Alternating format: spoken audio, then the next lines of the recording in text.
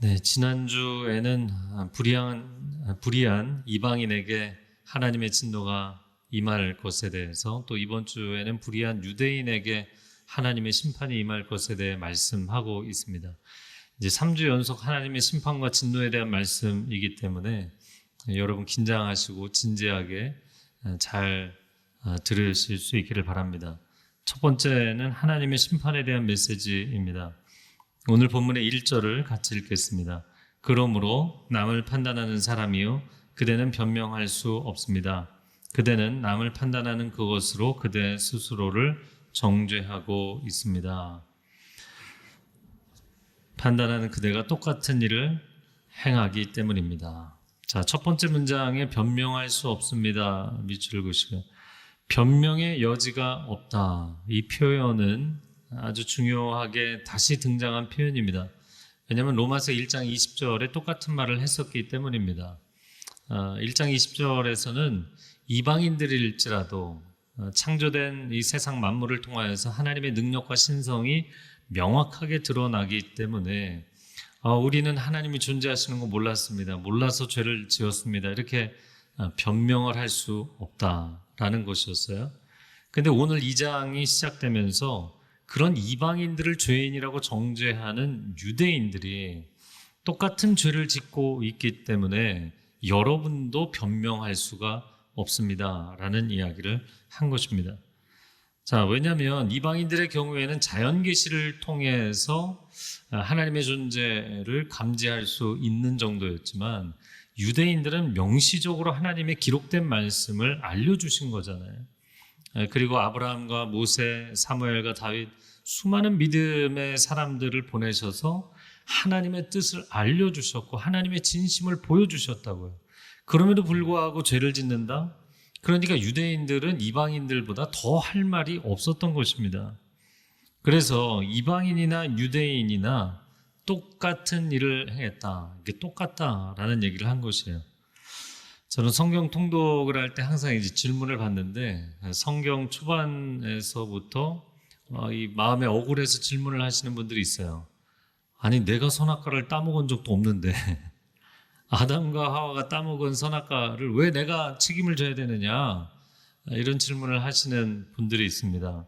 근데 그런 분들은 담대하게 그런 질문을 던지기 전에 나는 삶 속에서 선악과를 매일 따먹고 있지 않은가? 나는 매일 하나님께 불순종하고 있지 않은가? 이런 좀 겸허한 자기 질문이 필요할 것입니다. 더 나아가서 나 같은 사람이 만약 그 동산에 있었다면 나는 과연 아담과 달랐을까? 이런 자기 성찰적 질문이 필요한 것이죠. 우리는 타인을 정죄하는 데에는 굉장히 빠르지만 자신을 성찰하는 일에는 굉장히 느립니다. 아니면 성찰 자체를 잘 하지 않으려고 하기도 합니다. 사울 왕에게 살해 위협을 받았던 다윗으로서는 사울만 사라지면 좀 내 인생이 행복해지고 평안해지겠다 생각했을지 몰라요. 근데 정작 그 다윗이 왕위에 올라서 자신의 죄를 가리기 위해 죄 없는 우리아를 뒤에서 사주해서 죽였잖아요. 그러니까 우리는 타인의 죄악에는 굉장히 민감하고 나는 피해자라는 생각을 늘 합니다. 그런데 자신 안에 도사리고 있는 죄악에 대해서는 너무나 둔감하다 못해 관대하기까지 한 것이죠. 그리고 나는 가해자라고 생각하지 않아요. 나는 그럴 만한 합당한 이유가 있기 때문에 그런 일을 했다고 생각합니다. 그래서 성경이 이야기합니다. 로마서 12장 17절과 19절 말씀 같이 읽겠습니다. 아무에게도 악을 악으로 갚지 말고 모든 사람 앞에서 선한 일을 도모하라. 내 사랑하는 자들아, 너희가 친히 원수를 갚지 말고 하나님의 진노하심에 맡기라. 악을 악으로 갚지 말라는 얘기는 내가 저 사람을 저 사람 악인이네 이렇게 악인이라고 판단을 하거나 복수를 하려고 할 때 내 안에서 일어나는 악을 왜 감지하지 못하느냐는 얘기예요. 내가 남을 악인이라고 생각하고 정죄하는 순간 나도 악인이 된다는 것을 알아야 된다는 얘기죠. 그러므로 스스로 심판자가 되지 마십시오. 공정한 심판은 오직 하나님만이 하실 수 있는 줄로 믿습니다. 자, 그런데 당시 유대인들은 하나님의 백성이라는 자존심은 내세웠는데 하나님의 백성다운 삶을 살지를 않았어요. 종교적인 형식주의에 빠져 있을 뿐이지 정말 하나님을 사랑하고 하나님의 말씀을 사랑해서 살려고 하지 않았기 때문입니다. 그러면서도 이 율법은 잘잘못을 얘기하기 때문에 율법에 대한 지식은 많으니까 잘잘못에 대한 기준이 강해서 다른 사람을 판단하고 정죄하는 일은 많이 했다고요. 자, 그런 대표적인 상황이 요한복음 8장에 등장합니다. 성전에서 예수님이 사람들에게 말씀을 가르치고 있었는데 서기관과 바리새인들이 음행하다 현장에서 잡힌 한 여자를 끌고 옵니다. 그리고는 예수님에게 이렇게 질문해요. 모세는 율법에서 이런 여자를 돌로 쳐 죽이라고 했다. 선생은 뭐라고 이야기하겠느냐. 예수님이 다른 티칭을 하면 예수님의 올무로 잡으려고 했던 거죠. 그런데 예수님께서 아무런 대답을 안 하셨어요. 그리고는 고개를 숙이고 땅바닥에 앉아서 뭔가를 쓰고 계시니까 사람들이 더 화가 난 거예요. 대답을 해라. 이런 여자 처형을 해야 되는 거 아니냐. 사람들이 막 소리를 지를 때 예수님이 일어나서 사람들을 쭉 둘러보시면서 한마디를 하셨어요. 너희 중에 죄가 없는 자가 먼저 돌로 치라. 여러분, 사람 중에 죄가 없는 사람이 누가 있겠습니까? 그런데 그렇게 집단 행동하지 말고 한 사람씩 나와서 정말 내가 죄가 없다고 자신할 수 있는 사람만 돌로 던져라. 아무도 던질 수가 없었다는 거예요. 여러분, 오늘날 교회를 생각해 보십시오. 우리는 유대인들과 다를까요? 우리는 하나님의 말씀의 기준을 너무나 잘 알고 있는 사람들이잖아요. 그러다 보니까 세상을 보면서 물질 만능에 빠져 있고 향락에 빠져 있는 죄 많은 세상이라고, 죄 많은 사람들이라고 판단합니다. 그러나 우리가 그런 판단을 할 수 있도록 말씀을 주신 이유가 도대체 무엇일까요? 크게 두 가지로 보면 어둠에 빠져 있는 세상을 판단하는 것이 아니라 구원하라고, 건져내라고 이 말씀을 주신 것이고, 두 번째는 그렇게 이야기하는 당신 자신이 그 어둠에 빠지지 말라고 이 말씀을 주신 거잖아요. 그런데 만약에 교회가 정반대 일을 한다면 심각한 상황인 것이죠. 교회가 세상을 정죄하기만 하고 구원하려고 하지 않는다면, 여러분 개개인으로 이야기를 해볼 때 교인들이 자기 가정에서 이 말씀에 대한 기준이 굉장히 강하기 때문에 이 시시비비를 가리는 것을 크리스찬들이 좋아하는 기질이라고 해야 될까요? 경향이 생기는 거예요. 그러다 보니까 남편을 비판하고 아내를 정죄하고 자기 부모와 자녀들을 판단하는 거죠. 그런데 정작 그렇게 판단하는 자기 자신은 굉장히 의롭다고 생각하고, 그리고 내 안에 있는 거짓과 교만과 이중성에 대해서는 끊임없이 포장하려고 한다면 과연 하나님이 우리를 어떻게 보시겠어요? 2000년 전의 유대인이나 오늘날 교인들이나 다를 바가 없는 것이죠. 만약에 교회가 세상을 비판하면서 죄 많은 세상이다 이렇게 비판을 하면서 우리가 더 물질에, 더 향락에 치우친다면 우리가 하나님 앞에 무슨 변명을 할 수 있겠습니까? 하나님, 그래도 우리는 하나님 일을 하는데, 그래도 하나님, 우리는 하나님 자녀인데 좀 봐주시면 안 될까요? 이렇게 얘기할 수 없는 거죠. 그것은 하나님을 불공평한, 부정한 하나님으로 만드는 일이기 때문입니다. 2절과 3절 이어지는 말씀 읽어보겠습니다. 우리는 그런 일을 행하는 사람에게 진리대로 하나님의 심판이 내린다는 것을 압니다. 그런 일을 행하는 사람을 판단하면서 똑같은 일을 행하는 사람이요, 그대가 하나님의 심판을 피할 수 있을 줄로 생각합니까? 2절에 진리대로 하나님의 심판이 내린다 밑줄 그으시고, 3절 하반절에 하나님의 심판을 피할 수 없다 밑줄 그으시면요, 설교 준비를 하면서 심판이 진리대로 임한다, 이걸 계속 묵상하면서 어떻게 쉽게 전달을 할까? 이게 반대 명제를 생각하시면 좋을 것 같아요. 구원은 은혜대로 임한다면 심판은 진리대로 임하는 것입니다. 그래서 하나님은 은혜와 진리의 하나님이시고 사랑과 공의의 하나님이십니다. 하나님의 구원의 용서는 은혜에 기초하는 것이지만 하나님의 불같은 심판은 그분의 진리의 기준에 기초하는 것입니다. 그러므로 나는 사랑의 하나님만 선호합니다 라고 아무리 주장한다 할지라도 내가 반복적으로 계속해서 습관적인 죄악을 짓는다면 과연 공의의 하나님을 피해갈 수 있겠는가? 그럴 수 없다는 거예요. 우리가 세상을 볼 때 법을 제정하고 집행하는 국가의 지도자들이 시민들보다 더 높은 준법 의식을 갖고 있어야 되는 거잖아요. 근데 오히려 법을 잘 아는 사람들이 법망을 피해서 불법, 편법, 탈법을 행하게 되면 그게 사회적인 문제가 되는 것입니다. 하나님께서 히브리인들을 애굽으로부터 극적으로 구출해내시고 가나안 땅을 그들에게 주셔서 이스라엘이라는 국가를 세우게 해주신 이유가 무엇인가요? 그것은 그들이 세상을 구원하고 세상에 하나님의 사랑을 전하는 축복의 통로가 되라는 사명이었다고요. 그런데 오히려 그들이 가나안 원주민들보다 더 우상 숭배를 하고 더 도덕적으로 타락하니까 하나님이 진노하실 수밖에 없었던 거예요. 경찰에게 치안을 맡겼더니 경찰이 시민들을 유린한다? 만약에 의사에게 환자를 맡겼는데 그 환자를 살려내기는커녕 불법 수술로 돈만 벌고 그 환자를 죽음으로 몰아간다? 그러면 그런 경찰은 옷을 벗어야 되는 거잖아요. 그런 의사가 있다면 의료 행위를 중단시켜야 되는 거 아닌가요? 마찬가지입니다. 하나님이 오늘날 교회를 왜 세우셨나요? 어두운 세상의 빛과 소금이 되라고 교회를 세워주신 거잖아요. 근데 만약에 교회가 오히려 세상을 더 어둡게 한다면, 세상을 더 어지럽게 만든다면 교회라고 하나님의 심판을 피할 줄 아느냐? 아니라는 거예요. 자, 여기 이 유대인들에게 해당되는 내용을 다 우리 자신에게 적용하면 그대로 맞는 말씀입니다.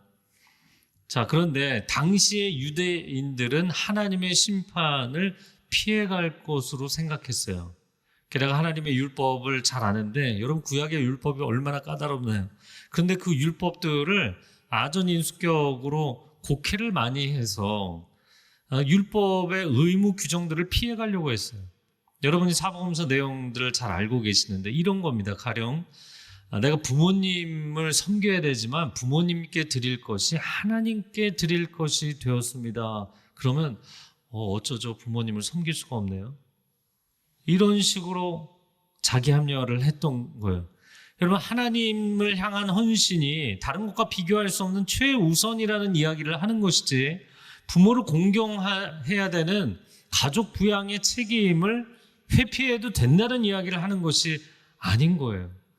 또 종교 지도자들이 예수님께 와서 모세는 율법에 아내에게 이혼 증서를 줘서 아내를 버려도 된다고 얘기했다. 아내를 버려도 된다고 이렇게 표현합니다. 그러면서 예수님은 너희가 악하기 때문에, 완악하기 때문에 그런 규정을 두신 것이지 하나님은 결코 그것을 기뻐하지 않으신다. 그런데도 이 사람들은 이혼을 합리화시키면서 아내 돌봄의 책임을 회피하려고 하는 거예요. 여러분, 목회를 하다 보면 마음이 안타까울 때가 많습니다. 물론 성도들의 삶의 자리가 녹록치 않고 많이 어렵다는 것은 압니다. 그러나 때로는 하나님을 이유로, 신앙을 이유로 내가 삶에서 정말 부르심의 자리로 지켜내야 되는 것들을 쉽게 책임을 회피하려는 경향이 생기는 거예요. 남편이 저를 너무 힘들게 합니다. 제가 예배가 거의 무너졌습니다.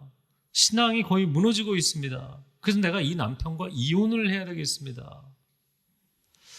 그럼 그렇게 얘기를 하시는 분들이 있으면 기도하십시오. 하나님 도우실 것입니다. 기도하십시오. 근데 계속 질문하는 거예요. 제가 이혼해도 되지 않습니까? 이혼해도 되지 않습니까? 이 목사에게 면죄부를 받고 싶어요.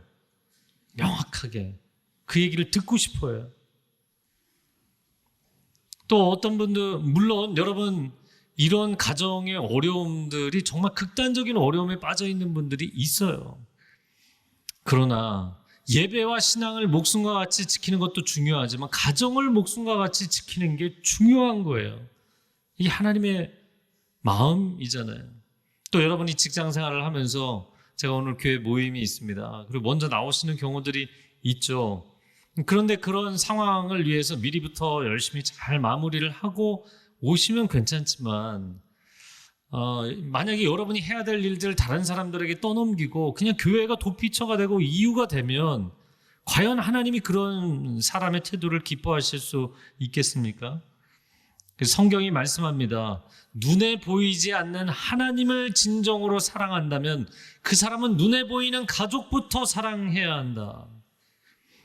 종이 주인을 섬길 때, 오늘날로 이야기를 하자면 직장 상사나 회사가 되겠죠. 여러분이 일을 할 때 예수님을 섬기듯이 섬기라고 성경이 여러 차례 말씀하고 있어요. 눈속임으로, 눈가림으로 돈을 벌기 위해서 일하는 게 아닙니다. 우리는 주님이 나를 세워주신 부르심의 자리에서 일하는 것입니다. 다윗이 그렇게 악한 왕이었지만 사울 왕을 열심히 섬겼어요. 그리고 느헤미야, 다니엘, 에스더 이들이 이방인 주군을 진정성 있게 섬겼습니다. 하나님은 우리가 신앙을 핑계로 해서 자신의 책임을 회피하거나 자신의 잘못을 가리고 그래도 나는 의로운 하나님의 백성이라고 자기 의의 시선이 빼앗겨서 그거를 주장하는 신앙생활을 하라고 말씀하신 게 아니에요. 내가 철저히 죄인이라는 것을 인정하고 나는 죄인입니다. 주님의 의를 내게 덧입혀 주십시오. 갈망하는 삶을 살라고 이야기를 하신 것이죠. 자, 이어지는 4절과 5절 말씀 읽겠습니다. 아니면 하나님의 인자하심이 그대를 회개로 이끄시는 것을 알지 못하고 그분의 인자하심과 용납하심과 오래 참으심의 풍성함을 멸시합니까? 그대의 고집과 회개하지 않는 마음 때문에 그대는 진노의 날, 곧 하나님의 의로운 심판이 나타날 그날에 그대에게 임할 진노를 쌓고 있습니다. 5절에 하나님의 의로운 심판, 내 밑줄 그으시겠어요? 자, 4절의 표현에 하나님의 인자하심과 용납하심과 오래 참으심, 이거 좀 쉽게 이야기를 하자면 하나님의 은혜라는 거예요. 근데 이 하나님의 은혜는 방종을 위한 것이 아니라 회개를 위한 것이다. 여러분, 하나님이 오래 참고 기다려주시고 여러분이 반복적으로 뭔가를 잘못하는데 하나님 아무 말씀을 안 하시고 기다리실 때 그분의 의도를 오해하시면 안 되는 거예요. 자녀들이 부모의 태도에 오해를 할 때가 많습니다. 몇 차례 이야기를 해줬는데도 자녀가 학생인데 공부 전혀 안 해요. 방 정리도 안 해요. 집안일 좀 도와달라고 요청을 가끔 해도 전혀 도와주지 않아요. 부모가 침묵하고 기다리잖아요. 침묵하고 기다리면 애들은 무슨 생각을 하나요? 더 이상 잔소리를 안 하는 거 보니까 안 해도 되겠구나. 여러분, 큰 오해이죠. 큰 오해를 하는 것이에요. 근데 유대인들은 하나님이 기뻐하시는 온전한 삶을 추구하지 않으면서도 여러분 그런 큰 오해를 하고 있었어요. 하나님의 진심을 모르고 있었습니다. 그러면서 고집을 부리고 회개하지 않았던 것이에요. 그게 5절의 표현이죠. 고집을 부린 거예요. 그러면서도 이런 생각을 합니다. 우리가 이래봬도 아브라함의 자손이다. 우리는 철저하게 종교 생활을 하는 사람들이다. 저 세리와 죄인들과는 차원이 다르다. 저런 이방인들과는 다른 경건하고 거룩한 삶을 사는 사람들이다. 그러나 그들의 고집은 신앙의 지조가 아니었습니다. 하나님 앞에 겸허하게 반응할 줄 모르는 그 내적인 아집이고 교만이었어요. 사랑하는 성도 여러분, 사람들 앞에, 세상 앞에서는 담대하십시오. 그러나 하나님 앞에서는 한없이 겸손한 마음을 갖게 되기를 축복합니다.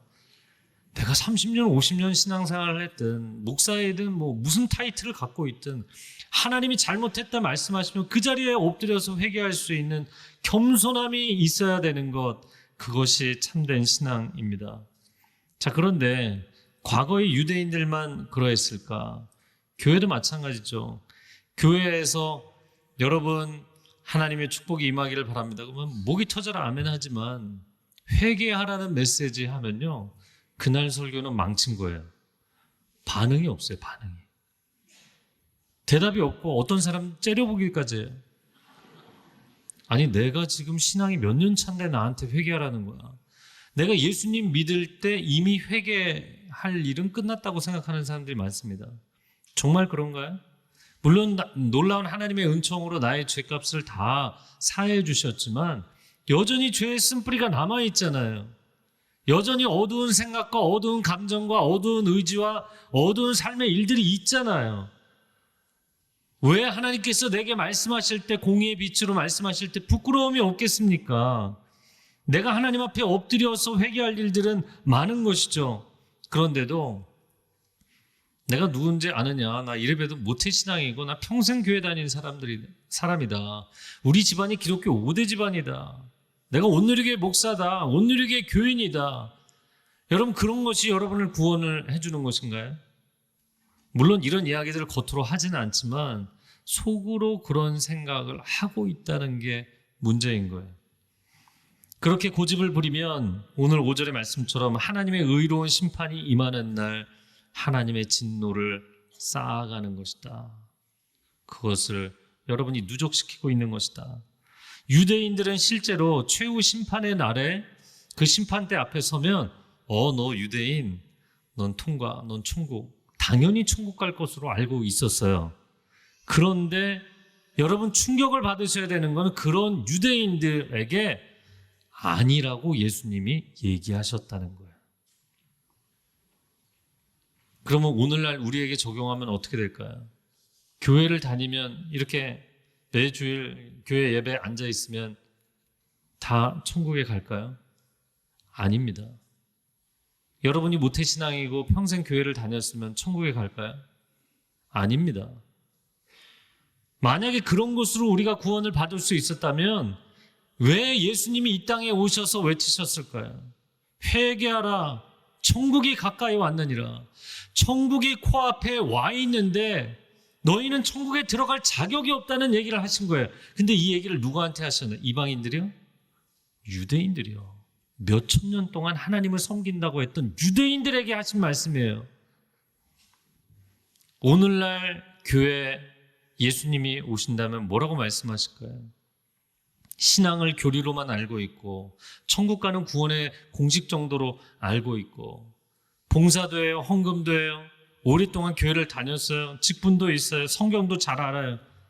근데 정말 영혼 깊은 곳에 어떻게 나 같은 죄인을 하나님이 용서해 주시고 사랑해 주셨는가, 이해할 수 없고 감당할 수 없는 그분의 그 십자가의 사랑과 은혜에 대해서 감격이 없고 눈물이 없다면 여러분, 천국문 앞에서 당혹스러운 상황이, 당황스러운 순간이 될 수 있다는 것을 아셔야 됩니다. 왜 사도 바울이 복음을 설명하는 로마서에서 이렇게 하나님의 진노와 심판에 대한 이야기를 길게 하고 있을까요? 그것은 유대인 공동체, 지금 사실 로마서는 로마 교회에 보내는 편지입니다. 교회 공동체라는 울타리 안에 있지만 회개할 사람들이 있다는 거예요. 회개하고 정말 천국에 들어갈 합당한 마음을 가져야 될 사람들이 있다는 거예요. 하나님을 오랫동안 믿어온 유대인들이여 돌이키라.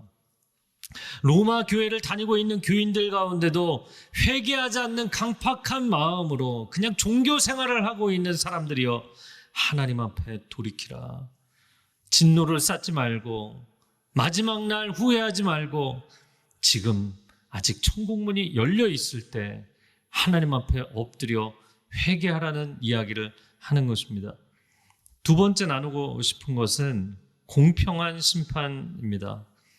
6절 말씀 같이 읽어보겠습니다. 시작. 하나님께서는 각 사람에게 그의 행위에 따라 갚아주실 것입니다. 행위에 따라 갚아주신다. 밑줄을 그으시고요. 자, 여기서 갚아주신다라는 표현은 중립적인 표현입니다. 상을 줄 수도 있고 벌을 줄 수도 있는 거예요. 어떤 분들은 선하신 하나님께서 어떻게 그렇게 끔찍한 지옥을 만들 수 있느냐, 어떻게 그렇게 무시무시한 최후 심판을 할 수 있느냐 질문하시는 분들이 있습니다. 그럼 우리가 살고 있는 세상을 볼 때 가정이든 학교든 일터든 간에 기준이 명확하고 상벌이 명확한 지도자와 공동체가 건강한 거예요. 여러분, 만약에 어떤 사람이 잘했는데도 칭찬해 주는 이가 없고 그 사람이 잘못했는데도 아무도 지적해 주는 사람이 없고 모범적인데도 상이 없고 불량한데도 벌이 없잖아요. 그러면 그 공동체는 질서가 무너지게 돼 있어요.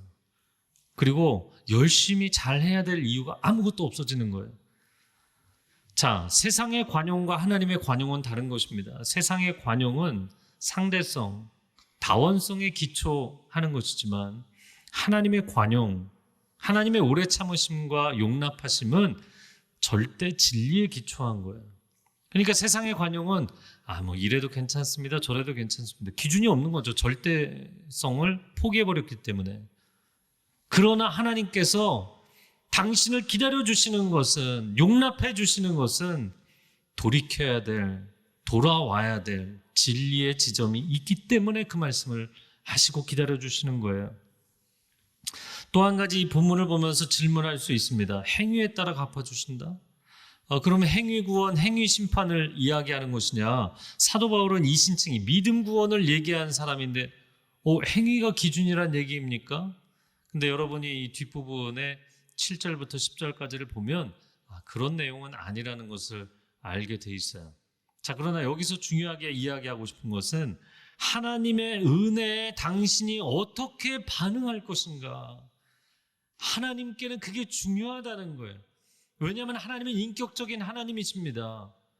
하나님은 그냥 우리에게 찍어 눌러서 명령을 하는 대로 무조건 복종해야지, 그런 관계를 원하시는 분이 아니잖아요. 그랬다면 예수님이 오셔서 천군 천사로 세상을 심판을 하셨어야죠. 그분이 오셔서 십자가를 지시고 내가 너희를 얼마나 사랑하는지 내 진심을 받아달라고 하신 것은 우리에게 인격적인 관계를 원하시기 때문입니다. 제가 이 부분을 이렇게 묵상하다가 중요한 거를 깨닫게 됐어요. 천국은 천국의 공간을 채울 입장객들이 필요한 게 아니에요. 천국은 하나님의 자녀들을 필요로 하는 것입니다. 천국은 교인들을 필요로 하지 않습니다.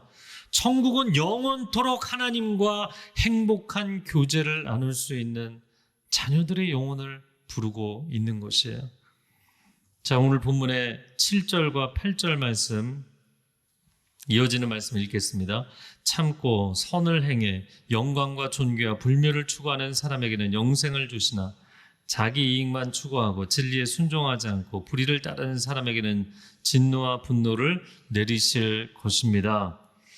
7절에 선행을 하면 영생을 주신다, 이렇게 보면 행위구원 같잖아요. 그게 아니고 그 중간 표현에 영광과 존귀와 불멸을 추구한다, 영원하신 하나님을 사모하고 영원한 그 나라를 사모하여서 삶 가운데 절제하고 선을 행하며 사는 사람, 그가 영생에 들어갈 것이다 라는 말씀이에요. 그러나 8절 말씀에 보면 나 교회 다닌다, 하나님 안다 얘기하지만 자기 이익만 추구하고, 주인이 주님이 아니신 거예요. 주님이라고 부를 뿐이지 내가 주인이고, 진리에 순종하지도 않고 하나님의 의의를 덧입지 않고 불의를 따라가는 사람들, 종교인들이죠. 그 사람들은 하나님의 진노와 분노가 임하게 될 것이다 라는 거예요. 자, 9절과 10절을 읽겠습니다. 악을 행하는 모든 사람의 영혼에 환난과 고통이 있을 것입니다. 먼저는 유대 사람에게 있을 것이며 다음으로는 그리스 사람에게 있을 것입니다. 그러나 선을 행하는 모든 사람에게는 영광과 존귀와 평강이 있을 것입니다. 먼저는 유대 사람에게 있을 것이며 다음으로는 그리스 사람에게 있을 것입니다. 7, 8절을 한 번 더 반복해서 강조한 게 9절, 10절이에요. 그런데 한 가지 첨언한 것은 먼저는 유대인, 그 다음에는 그리스인, 이 표현을 얘기했어요. 그러니까 정말 진정성 있는 하나님의 사람이어서 구원을 받는 사람들도 유대인이 먼저, 헬라인이 그 다음, 오늘날로 얘기하자면 교회를 다니는 사람들이 먼저고, 그리고 하나님을 알지 못하는 사람들 가운데도 복음을 받아들이게 된 사람들이 그 다음. 그런데 그 다음에 10절 이어지는 말씀에서 9절과 10절에서 이야기하는 것은 악을 행하고 하나님의 자녀로 합당하지 아니하여서 하나님의 징계를 받는 사람들, 영원한 천국이 아니라 영원한 지옥에 들어가는 사람들도 유대인이 먼저, 징계도 유대인이 먼저, 그 다음이 헬라인이라는 겁니다. 오늘날로 우리에게 적용한다면 교회를 다닌다고 하지만 하나님을 알지 못하는 종교인들, 그리고 나서 교회 밖의 사람들로 적용이 된다는 것이에요. 11절 말씀을 읽어보겠습니다. 이는 하나님께서 사람을 편애하시지 않기 때문입니다. 하나님은 편애하지 않으신다. 밑줄을 그으시고요. 이 말씀의 뜻은 쉽게 얘기하자면 하나님은 편파 판정을 하지 않으신다는 거예요. 여러 나라의 선수들이 지금 퍼포먼스를 했어요. 그런데 심사위원이 같은 국적이라고 추가 점수 주면 안 되는 거잖아요. 이 편파 판정을 하지 않는 공평하신 하나님. 근데 성경을 일부분만 아시는 분들이 하나님이 이스라엘을 하나님의 백성으로 선택하시고 편애하시지 않았느냐. 왜냐하면 출애굽의 놀라운 기적을 일으키시고 광야 40년을 기적적으로 인도하시고 가나안의 원주민들 다 몰아내고 거기다가 나라까지 세워주시고 이거 일방적인 편애 아닙니까? 그렇게 보이시죠? 근데 그 다음의 역사를 여러분 기억하십니까? 그런데 그런 이스라엘이 하나님의 축복과 사랑과 의의를 열방에 드러내지 못하고 오히려 타락하게 되자 하나님이 그 이스라엘 백성들이 나라를 잃고 2000년 이상을 헤매도록 만드셨어요. 하나님은 공평하신 하나님이십니다. 공평하시다 못해 사실은 사명을 맡은 이스라엘에게 더 가혹한 징계를 내리신 하나님이세요. 절대로 하나님에 대해서 오해하지 마십시오. 하나님은 공평하세요. 마지막으로 나누고 싶은 말씀은 이 말씀입니다. 하나님은 교인이 필요하신 분이 아니에요. 하나님은 자녀들을 원하시는 하나님이십니다. 여러분이 신앙생활하면서 종교인이 되지 마세요. 종교가 여러분을 구원해 주지 못해요. 기독교는 종교의 형태를 갖고 있을지는 모르지만 이런 프레임이, 이런 형태가 없어도 상관없어요.